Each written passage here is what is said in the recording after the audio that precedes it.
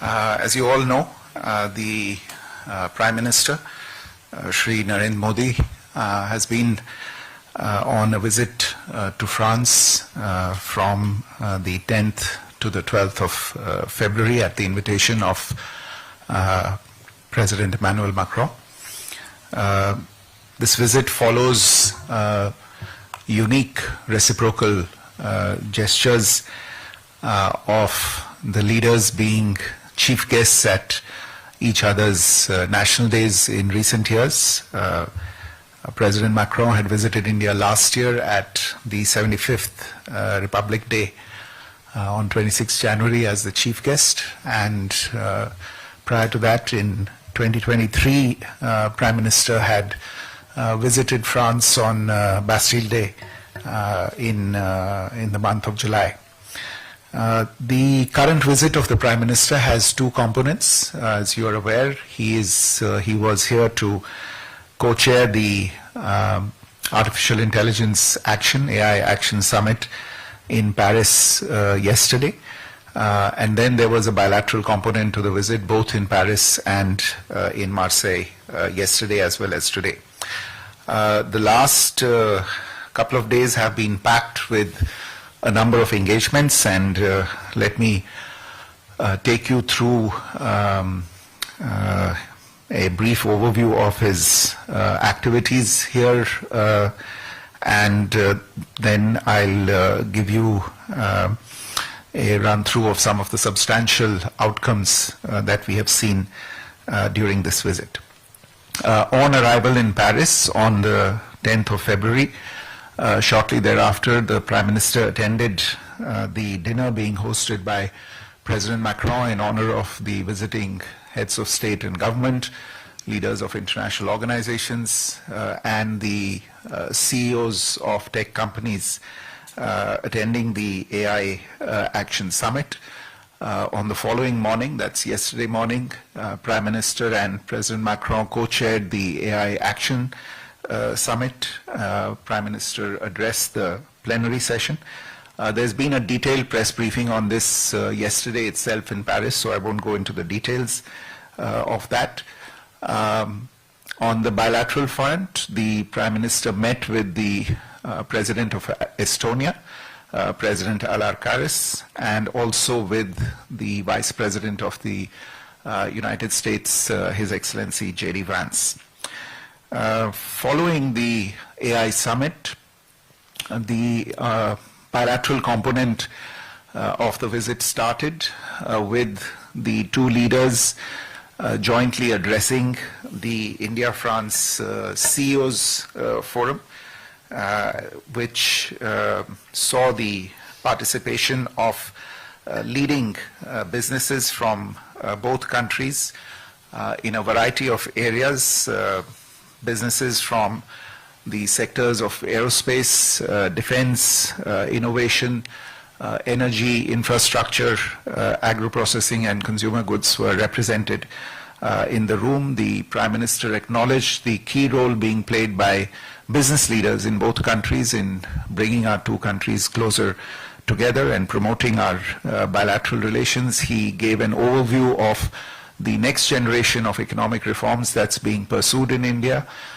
which were also previewed in the recent budget that was announced, and invited French companies to explore new opportunities in the India growth story, especially in the areas of defense, civil nuclear, possibilities, insurance, and advanced manufacturing.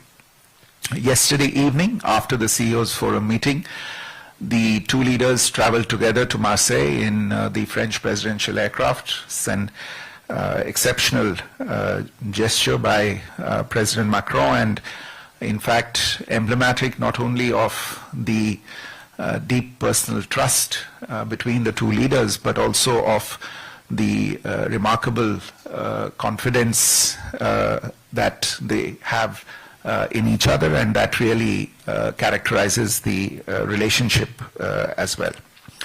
The Prime Minister and the President held discussions on board the aircraft. You could say that India-France relations touched new heights, literally. And these discussions on board the aircraft on a number of issues continued upon landing in Marseille, where the two leaders were joined by their larger delegations, and the discussions took place over the course of a dinner that was hosted by President Macron in honor of the Prime Minister. These discussions covered the entire gamut of our deep and diverse strategic partnership. The two leaders reviewed progress in the areas of defense, in the area of space, civil nuclear cooperation, and in the areas of health, as well as people-to-people cooperation between the two sides. There is an outcomes document which is also being circulated, so for the details you could refer to that. The two leaders appreciated recent progress that has taken place in all of these areas, in keeping with both the Horizon 2047 roadmap and in the defense area in particular, in keeping with the defense industrial roadmap that was adopted last year. Insofar as cooperation in artificial intelligence is concerned, naturally with the just concluded AI Action Summit and the proposal by India, which has been accepted, of India hosting the next AI Summit, AI was also a major area of bilateral discussion between the two sides. The next year, 2026, has been agreed between the two sides as the India-France Year of Innovation. And this will focus a great deal on technology, on innovation, on startups and academic collaboration between the two countries. And this was also something that was reviewed in the discussions. Apart from this, the leaders exchanged views on recent geopolitical developments in Europe, in West Asia, in the Indo-Pacific, and discussed a number of these issues of global and regional importance. Today, there have already been at least 3 events. Prime Minister started his program with a visit to the Mazarg War Cemetery, where he was joined by President Macron to pay tribute to Indian soldiers who laid down their lives in the First and Second World Wars. Following that, in yet another exceptional and special gesture, the two leaders jointly inaugurated the new Indian Consulate General in Marseille, which had been announced by Prime Minister during his visit to Paris in July 2023. I can't recall too many consulates that have been jointly inaugurated by a president and a prime minister, so this was a really, really special occasion, and it speaks to, once again, the kind of friendship, the sense of comfort, and the sentiments that are shared by the two leaders and our two peoples. The two leaders thereafter left for the port of Marseille, where I think they might have just finished by now. And the last engagement on this part of the program is a visit by the two leaders to the International Thermonuclear Experimental Reactor Facility, ITER, in Cadarache, which, as you're all familiar, is not too far from here. In fact, if you hear helicopters in the air, then that's the two leaders traveling to ITER. Coming to the outcomes from the visit, let me point at outcomes in 4 major areas. I should say that there is a joint statement that has been released, so you can refer to the joint statement for details. I think it's either already on our website or will be posted there very shortly. Firstly, with the hosting, as I said, of the proposed hosting of the next AI Summit by India and the designation of 2026 as the India-France Year of Innovation, our strategic partnership is entering into a new era focused on innovation, on science and on technology. The two countries have adopted a separate declaration on artificial intelligence, which identifies our key priorities in this area and explores the possibilities of cooperation in view of the large alignment that we see between India and France insofar as AI is concerned. For instance, our shared commitment to promoting the development of safe, secure and trustworthy AI for the public good.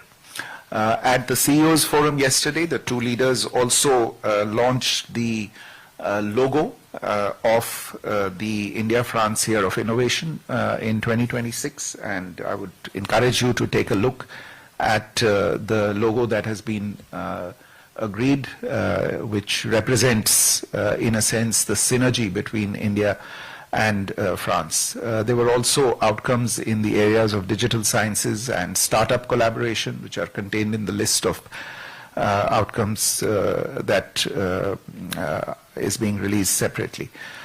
Secondly, in the area of civil nuclear energy cooperation, the two sides have concluded a declaration of intent on collaboration in co-designing, co-developing and co-producing small modular reactors and advanced modular reactors. The two sides will also be cooperating in the field of capacity building of researchers and professionals in this field. Given the coming revolution in AI and the demands that it will make on the energy vector, this particular area of cooperation in development of SMRs and AMRs is a particularly promising vector for India-France cooperation into the future. Thirdly, on cooperation in the Indo-Pacific, we have concluded a joint declaration of intent for triangular development cooperation. Our partnership in the Indo-Pacific looks at providing solutions to countries in this region for their economic progress and their development in furtherance of the India-France roadmap on the Indo-Pacific. And the idea is for the two countries to identify and implement sustainable development goals and climate-focused projects in priority sectors, including digital innovation, digital public infrastructure, clean energy, green technologies, preservation of biodiversity, women empowerment, education, health, nutrition, water, and sanitation. As always, and keeping with our philosophy, and philosophy which I think France shares, is for these projects to be demand-driven and not supply-driven, and for the projects to be owned by the countries in which they are situated. Fourthly and finally, we have substantial outcomes in the fields of cultural and people-to-people ties. I've already referred to the joint inauguration earlier today of the new Indian Consulate General in Marseille. Both leaders have also given directions for early implementation of the agreement between the National Museum of India and France Museum Développement, under which France has been identified as a knowledge partner in building India's new national museum, the Yuge Yugin Bharat Museum. The two sides have also operationalized the Young Professionals Scheme, which will help in promoting legal mobility of professionals, of skilled workforce and students in both directions.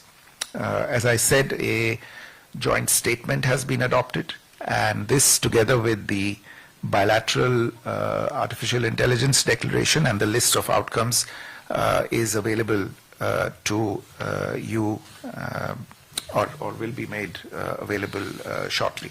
So as you can see, the India-France relationship, which has the strategic partnership, I should say, which has just completed 25 years, has seen consistent and all-round progress as per the three pillars of the Horizon 2047 roadmap, which is partnership for security and sovereignty, partnership for the planet, and partnership for the people.